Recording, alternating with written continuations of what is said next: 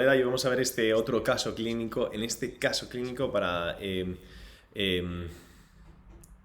Vale, muy buenas tardes, soy Fernando Moraleda y hoy vamos a ver este caso clínico para Smart Aligner Services. En este caso clínico vamos a ver un caso tratado simplemente con elásticos y alineadores. Posibles o consecuencias que tenemos si tomamos algunas u otras decisiones.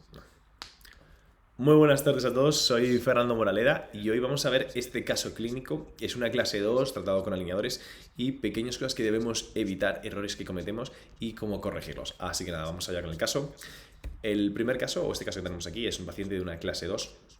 Es un paciente que tiene las líneas medias centradas, es decir, si tiene la línea media facial centrada con respecto a la línea media dentaria superior y la línea media dentaria superior centrada con respecto a la línea media inferior.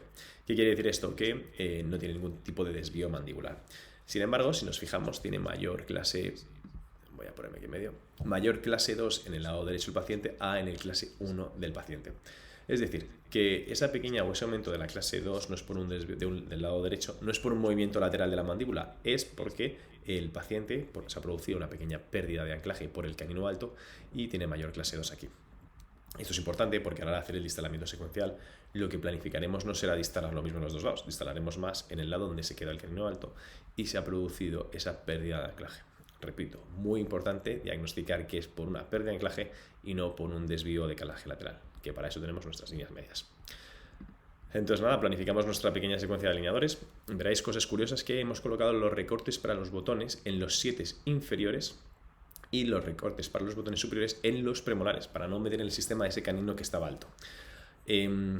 Esto lo hemos hecho alguna vez y hemos descubierto que ya no nos gusta y ahora vais a descubrir por qué. Nosotros al colocar esa distracción secuencial, bueno, veis que hacemos más del lado derecho que del lado izquierdo, alineamos, nivelamos, un clean check bastante estándar, hacemos el IPR por el botón inferior y un protocolo medio, nada así extraordinario. Veis que instalamos más de la arcada del primer cuadrante para corregir esa pérdida de anclaje posterior por la posición del canino. Y nos encontramos de repente con esta situación. Vemos que tenemos la clase molar súper corregida, pero nos encontramos con todo lo demás regular. Es decir, tenemos una falta total de resalte anterior, tenemos una disoclusión posterior y tenemos lo que es súper llamativo, es la inclinación de los molares inferiores. Si os fijáis, los molares inferiores están completamente lingualizados. Si nosotros tenemos una mecánica de elásticos clásica de 6:3, el tamaño del elástico es estándar, es 3/16avos. Entonces, esto lo que produce es que siempre haya un 7 detrás que mantenga esa inclinación del 6. ¿Qué ocurre? Como teníamos el canino alto, debemos hacerlo en vez de 6:3 de 7:4. Y al hacer 7:4, el 7 se queda sin una pieza posterior que le ayude a mantener esa inclinación. ¿Qué ocurre? Se lingualiza por completo. No solo eso, sino que al hacer el elástico cruzado se expanden los sectores posteriores. Entonces, en esta situación lo que decidimos es planificar, primero corregir el resalte y después coordinar transversalmente. Ya no necesitamos prácticamente nada a nivel anteroposterior. Entonces, avanzamos con el caso y en este momento decimos, oye, pues vamos a planificar con la colaboración de nuestro amigo del doctor Ambrosia un clean check en el que miramos que tenga un Bolton de 1,8 y entonces con ese Bolton de exceso inferior de 1,8 planificamos hiper inferior. Nos viene fenomenal para poder conseguir un poquito más de resalte.